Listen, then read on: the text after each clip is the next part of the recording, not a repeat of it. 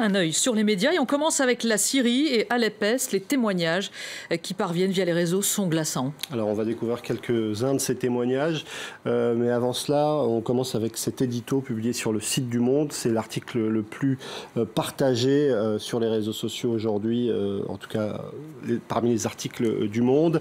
Un article qui évoque l'inaction, l'effarement des Occidentaux. Alep aura été l'un des tombeaux du droit international, de l'ONU, du minimum de décence et d'humanité. Alors évidemment, les mots sont très clairs et la réalité du terrain également, à en croire le Figaro, des civils auraient déjà été exécutés par les forces pro-régime.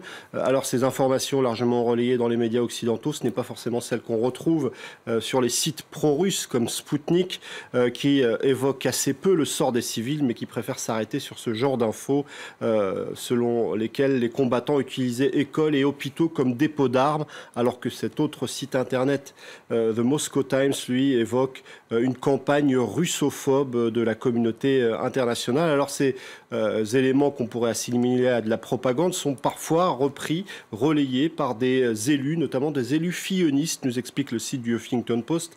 On découvre la photo de Thierry Mariani qui ne cache pas le fait qu'il apprécie plutôt Vladimir Poutine, qui s'est rendu avec un certain nombre de fillonistes à la rencontre de Bachar el-Assad.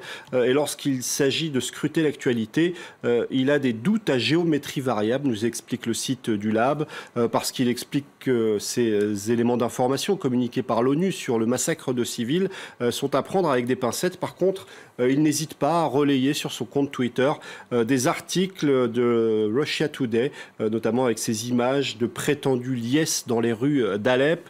Autre filloniste, Nicolas Duic, lui aussi relaie un certain nombre de déclarations qui n'ont rien à envier à la propagande du Kremlin. On peut lire sur son compte Twitter ce message qu'il relaie: actuellement sur Alep, une guerre de l'information entre la réalité à Alep et le discours occidental allié d'Al-Qaïda. Alors évidemment, beaucoup de sites d'infos relaient cette fois-ci des témoignages, comme le site de Vice News. De plus en plus d'habitants d'Alep qui ont encore la possibilité ou qui ont eu la possibilité ces dernières heures d'utiliser les réseaux sociaux publient des messages qui ressemblent à des messages d'adieu. Ce journaliste sur son compte Twitter le souligne, beaucoup des messages qu'il reçoit, eh bien on peut y lire: c'est peut-être mon dernier message. Toujours sur les réseaux sociaux, un certain nombre de journalistes français ou occidentaux expliquent qu'ils ont parfois plus aucun contact avec leurs sources à Alep-Est. Un certain nombre d'habitants, eux, ont réussi à partager quelques images, comme cette jeune habitante d'Alep qui explique que la situation est catastrophique. Raphaël Glucksmann, sur son compte Twitter, a fait un petit montage où on voit tous ces messages qui ressemblent à des messages ultimes. On se souvient aussi de Bana Alabed, cette petite fille de 7 ans qui tweet depuis le mois de septembre. Et lorsqu'on lit ce message, il y a de quoi être particulièrement inquiet sur le sort des civils. Certains en appellent à sauver ceux qui peuvent être sauvés, comme ce professeur. Pour lui, c'est peut-être trop tard, mais il dit sauver les enfants d'Alep. Il y a une pétition sur le site internet de Médecins du Monde qui s'appelle tout simplement Pétition Syrie. Karim, toute autre chose, maintenant une histoire de chocolat en Croatie sur fond de nationalisme. Alors c'est une histoire qui pourrait prêter à sourire, mais elle révèle qu'il y a encore des blessures profondes, notamment entre la Croatie et la Serbie. C'est une histoire que nous raconte le site de Rue 89.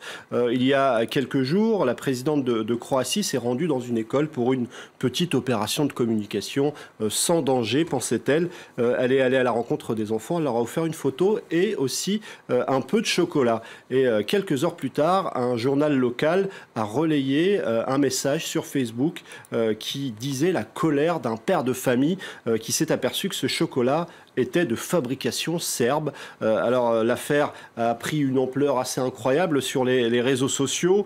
Beaucoup d'internautes ont jugé ça tout simplement inadmissible parce que ce 6 décembre, on se souvenait que le 6 décembre 91, la Serbie, les forces de Serbie bombardaient la Croatie et notamment la ville de Dubrovnik. Alors évidemment sur les réseaux sociaux, certains ont préféré s'en amuser, notamment des sites satiriques qui racontent que la Serbonello glucose est en train de décimer les enfants avec ces chocolats particulièrement dangereux pour eux.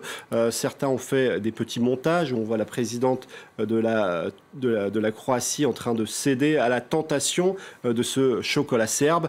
D'autres étaient moins ironiques et considéraient que cette affaire prenait une ampleur beaucoup trop importante alors que le pays a d'autres défis à relever, notamment économiques. En tout cas, le site de Rue 89 souligne aussi que ça traduit une forme de nationalisme anti-serbe.